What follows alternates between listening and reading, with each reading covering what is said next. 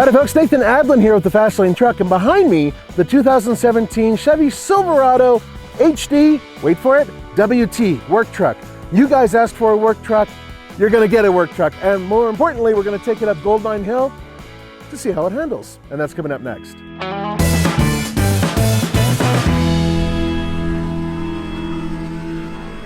Let the debate begin, because this is not the most powerful engine that Chevy could put in here. In fact, it's not the most powerful engine compared to the other three vehicles it competes with. This is a 6-liter, not the 6.2. This is the old school Vortex 6-liter.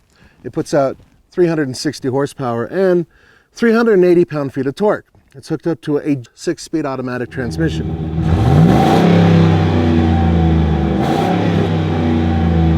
Now, so far, we've been averaging around 14 miles per gallon.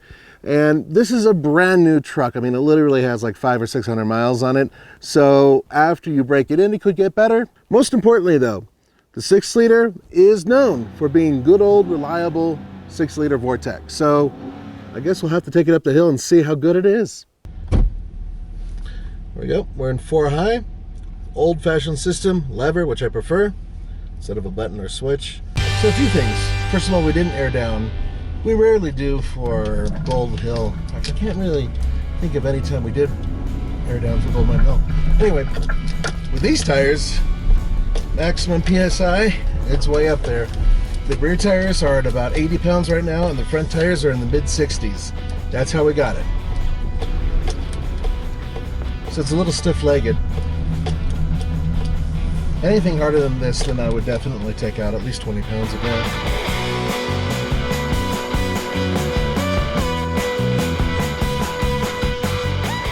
The other issue, and it's an issue, it's something that General Motors really excels at, is the front chin spoiler, air dam, whatever you want to call it.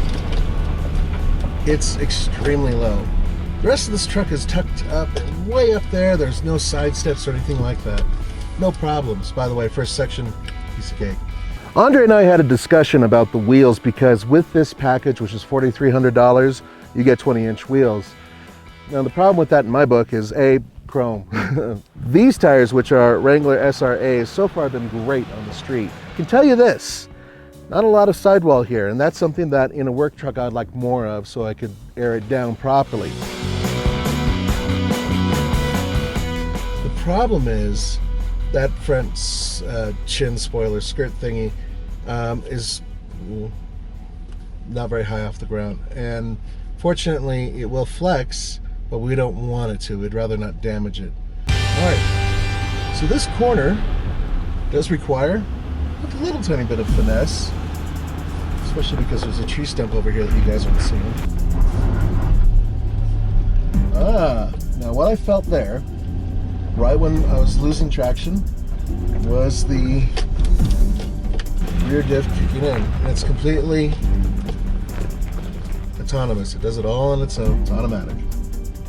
Hey Andre, can you pull in that mirror? Yeah. Yeah. Well, so far you're threading the needle here. Yeah, no problem. It's just a big truck, but probably the biggest difference between this and the Power Wagon, right off the bat, no solid front axle, so it feels a lot different altogether. It just has a totally different feel to it.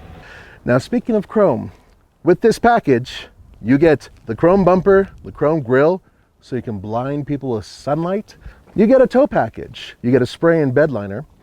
You get inside tinted windows, a 7-inch display screen, which also has a backup camera connected to it. Now, on top of that package, you'll also have the gooseneck package, which is $370. I'm gonna try to do it in 4 high.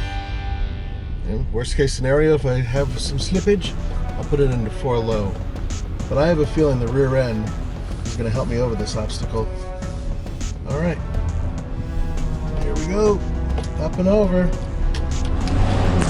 Now we're in the pit, and we're over the pit.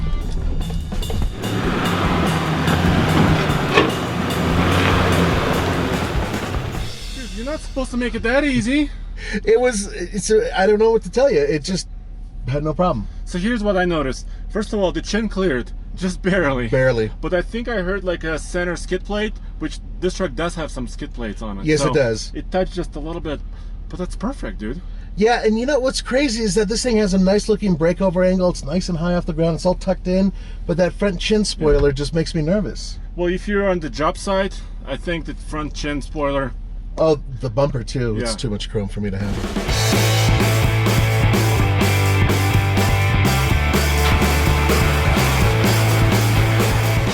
And even check it out. That's a 2001 2500 with a 6-liter. Yeah, it is. And Dominic. take care. And our friend Dominic stopped by to say hello. At last, huzzah! We finally have a chance to drive a proper work truck. A lot of you guys have asked for it. Now you're getting it more and more and more. We actually have a work truck comparison that's coming up very, very soon. But I wanted to go over a couple of things real quickly. First of all, I wouldn't get this exact package if because of this.